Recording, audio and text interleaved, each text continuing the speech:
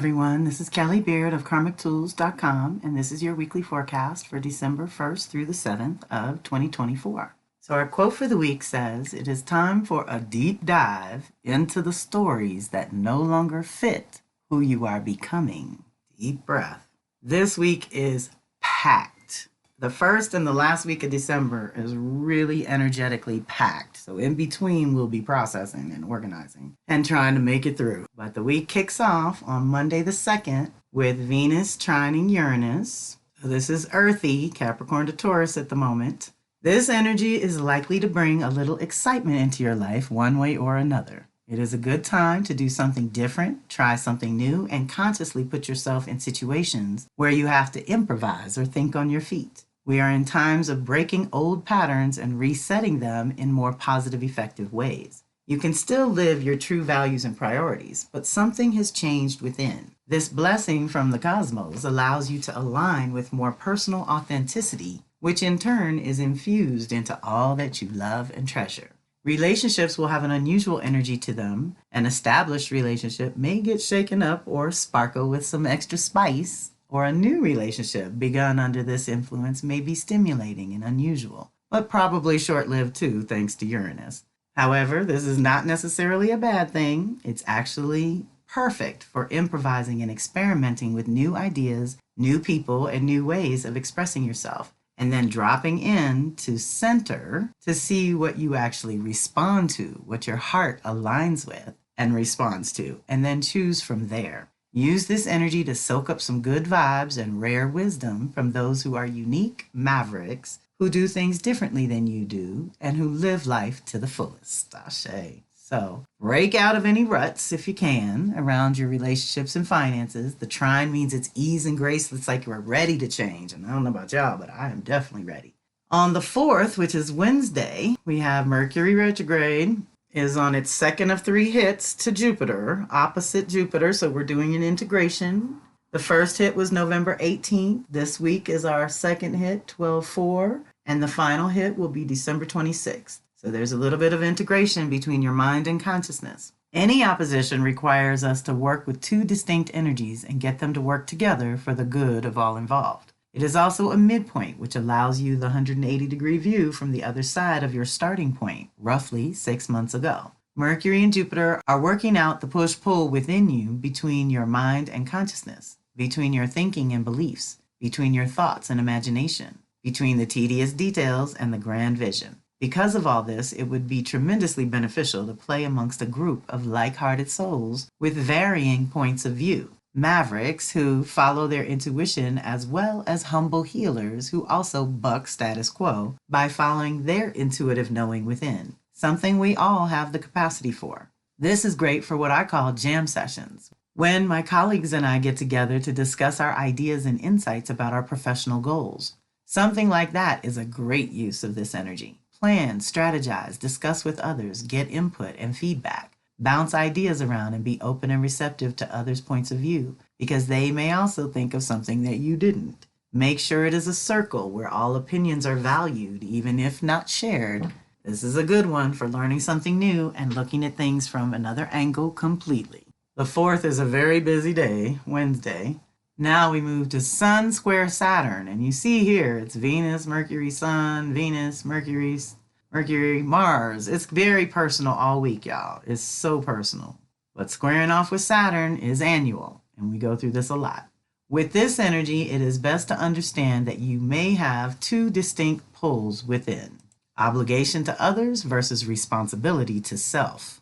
It's not nearly as bad as it feels. However, it does bring up something we all work really hard to balance to one degree or another: self versus others. How much do you owe yourself, and how much are you obligated to others? Balance and reciprocity come to mind as guides. One of the challenges of this influence is making negative assumptions that there is no support for you when, in truth, you haven't asked for any, and help must be invited. Saturn brings up our relationship to time, and some people may feel restricted, as if life, other, outer, is all too demanding and there's never any time just for the individual. This activation is a push to grow. It's time to hold your own structure in some way and reclaim your inner authority to direct your own life. Others may find their lives falling apart because they have avoided responsibility for so long, and now there's no more wiggle room. Rather than have a meltdown, take a nap and resolve to wake up with a plan, a strategy for taking the next step, even if that means simply asking for help or guidance from someone older and wiser. It's time to deepen your dedication and commit to yourself in a whole new way. Recognize any current limitations and work with the resources at hand for now. The sun usually illuminates the core essential nature or self, so see where you may be stuck and need to break out of a rut of some sort, and trust that taking charge, making a decision, and choosing a direction is inviting help from the universe to support your new direction. Deep breath. We're rebirthing a lot, y'all. Micro to macro, above, below, inside, outside, upside down. Change is in the air. And we need to make those changes according to our own blueprint and our own nature and what works for you, the individual. When you're too outer or other directed, it causes a major imbalance. And then in the end, you don't even get done what you needed to get done. So it's better to just stay focused on you, especially with all these personal activations this week. Same day, Wednesday, Venus is going to sextile Neptune. So here we've got an integration, a challenge to grow, and now an opportunity to add some creativity to the mix. Venus to Neptune is very creative. This energy connects your true values and priorities to the planet of dreams, mysticism, and other dimensions. You have an opportunity to gain some real traction on making your vision tangible just by connecting to the essence that you want to experience. Feel the feeling, and that will lead to the physical manifestation. This energy helps you believe in what is possible and supports any artistic expression or active practice, such as vision boards, affirmations, etc. Anything that helps you hone the actual vision. Steps and strategies are for other planets. Venus only cares about the essence of nature and love, and Neptune is definitely not who you would work with for steps and strategies. So tune into the natural beauty around you and suspend any usual inner dialogue for a day or two as soon as you can, so that you can connect to some inspiration that is guided by your own heart and soul from the inside out. Ashe. Same day Wednesday is our owl medicine, where we kick off the new year of animal medicine in the Soul Sister Circle. We encourage you all to join us there. We gather on the first Wednesday of every month at 8 p.m. Eastern, 5 p.m. Pacific. It is a conference call, not a Zoom, and it's $25 for the tools and replay, or you join us live. Owl medicine is one of my favorites. We could be on for hours telling owl stories, but I'll try to keep it short and sweet. But I hope you can join us there. Finally, we get off a Wednesday onto Thursday the 5th, and Mercury retrograde is kicking off the cycle. So this is the official beginning of the new cycle. December 5th, conjunct the sun, activating a new cycle of 3 months. This energy will compel you to express yourself on many levels. Communication will be a focus, just make sure that it's reciprocated. What I mean is two-way communication and exchange of ideas. As you initiate this new cycle of self-expression, you will have access to some powerful energy that can and probably will help you make a difference or an impression on others if you need to. This is a good time to travel if possible. However, if not physically, then mentally through visualization or within your own area locally. Because if you explore a new direction, you are much more likely to discover something new. This energy opens you up to a download of more information than usual, so pay attention. If you are solid and organized, you may even gain some much-deserved recognition from others that you have earned through your individual efforts. Deep breath. Then it goes on to square off with Saturn. So Sun and Mercury are squaring off with Saturn. That's very personal rearrangement of your reality, okay? To have it tied to the retrograde is even a bigger deal, because now we really are rethinking things about our foundation and structure, or our responsibilities and the roles that we play, or what we're known for. Think Saturn, right? And how Mercury is helping us rewire our thinking with this particular retrograde. And it's Sag to Pisces. So some of it is imagination, and maybe we're using it in a negative way and imagining our worst fears. We don't want to do that, because Pisces does house a lot of our ancient fears and phobias. It's very ancient, and they're being stirred up because our survival on this planet is being challenged. So here, our first hit was November 12th. The second hit is this week, December 6th, and the final hit will be December 27th. This energy is good for deep self-reflection and intentional solitude, rather than negotiating with others, as it can create challenges around communication and self-expression. It is easier to feel misunderstood when trying to convey something, or you may seem a little down to others when maybe it's more of a serious, not necessarily a negative vibration. This is not usually good energy for business negotiations unless every detail is very clear to all involved, and damn sure not during a retrograde. This energy often makes you most critical of yourself, but it could trickle over onto others as well. Basically, Saturn helps you see where any weakness and instability is going on, so you're recognizing what needs to be fixed or fortified. And Mercury can actually be useful for learning. Beware of any tendency toward apathy, pessimism, and/or depression, that's Saturn and Mercury, which makes it more mental than literal. Try to stay focused on all the blessings that you do have and all that you have accomplished instead of what's still on the list of things to do in life. This energy is not intended to make you feel bad about the things left yet to do, but encourage you to begin the necessary steps and be okay with small measures of progress for now. This energy tends to make you focus on the practical side of manifesting. Clear the mental distractions and emotional debris, and begin to lay a new, clean, solid foundation beneath your goals. Then strategize about the details of bringing them to fruition. That will cheer you up too, Ashe. So we're rethinking some things, some very important aspects of our reality. And here's the big boy of the week. Mars is officially going retrograde. 6 degrees Leo until February 23rd of 2025, when it will go direct in Cancer. So somewhere in between there, it re-enters Cancer.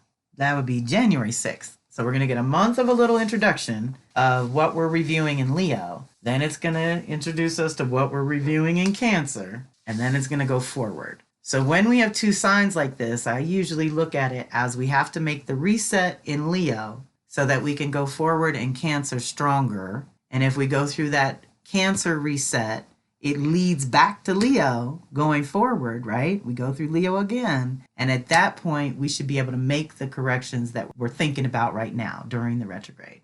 Normally, we look for that expansion and uplifted spirit for a month or two while Mars lights up the Leo department of your life. But this year, it's going to linger and retrograde in Leo. Usually, Mars entering Leo is an opportunity to get creative and have some fun, no matter how challenging life may be in the moment. This energy helps you to magnetize your desires when you shine the light of your authentic self. So as it retrogrades, it is asking you to go within to redefine who you are, what you want, and what you want to create. You should review the last 2 years at a minimum for your own evolution of desires, actions, and choices. I would add your creativity. Look at what aspects of self have evolved over that time and may want to express in new and different ways. Examine your self-love and self-worth issues that may be spotlighted with this blockage or delay. Also note that if you can do a clearing and reset in the Leo department, then you should be stronger for going direct in Cancer when you will anchor some deeper self-care practices, focus on your personal security, and develop your creative babies. Ashe. So for those of you that are into the dates and digits and numbers and things, Mars entered Cancer September 4th. Spent 2 months there, that's normal. Mars entered Leo November 3rd, 2 months later, and now a month later, December 6th, it's going to retrograde at 6 Leo, re-enter Cancer on January 6th, go direct at 17 Cancer, 2/23/25. It will finally re-enter Leo April 17th and enter Virgo June 17th. So this whole process is September of 24 through June of 25. We always talk about this. It's an 8-month investment for a 16-month return when we're working with Mars. And this is your identity and your passion and your actions and choices and it's who you are and what you want. It's your masculine. It's how you negotiate on your own behalf, get your ideas in the world, and hold good boundaries. We rework that every 2 years like clockwork. And this is a powerful personal reset this year. So that was Friday the 6th. Now, the 7th gets pretty busy too. What I tell you, at the beginning and the end of this week is pretty intense. So on Saturday the 7th, Venus is going to enter Aquarius and immediately link up with Pluto. And you may have heard me say in the past, I always look at what they do right before they go in and right when they come out is usually pretty important. So Venus is entering Aquarius until January 2nd. If Venus in Capricorn is your constructive, dignified inner leader self, Then when she's in Aquarius, she is embodying the inner visionary who joyfully and generously shares her unusual insight, deep wisdom, and radical ideas of human harmony that is possible if we cultivate it. Venus in Aquarius requires sovereignty and freedom in both her personal and professional relationships. So this is our chance to check in to see how that is going for us as individuals. This is a time to allow your deep feminine wisdom to surface and guide you about the future of your relationships and finances. Venus in Aquarius activates an upgrade in your own self-value, self-worth, self-love, and self-knowledge. It's the ability to cultivate your own unique genius and share your individual light with the rest of the world without losing your true self in the process. Ashe. We have permission to withdraw complicity from all relationships or agreements which keep us small, stifled, or imprisoned in any way. We are encouraged to connect with others who are a vibratory match, meaning that they share your values and priorities and want to work together as a couple or community. The shadow of Venus in Aquarius is to attach all value to humanity, the collective, the world, or the planet, never actually taking the time to develop the self or cultivate a true personal connection with any one human being. It's detachment from the true essence of what prompts us to want to create a better world in the first place. We can get so busy creating it that we forget to live it in the moment. So activate your inner visionary and reorganize your values and priorities so that they reflect more authenticity, integrity, and you. Deep breath. Yeah, we get radical when Aquarius gets activated. And that's why Pluto being there, linking up with Venus, is serious. If any of you have been in my Venus circle, I always tell you, she makes you glow and magnetic and attractive in beautiful ways when she links up with your Sun, Moon, Mercury. Venus to Venus contacts or Venus to Mars can make you very magnetic. But Venus to Pluto and Venus to Saturn are personally very serious activations that I always encourage you all to be alone to navigate. It's important that you're able, especially with Pluto, to connect with your soul, and with Saturn to connect to your true reality, the reality that you're cultivating with your choices.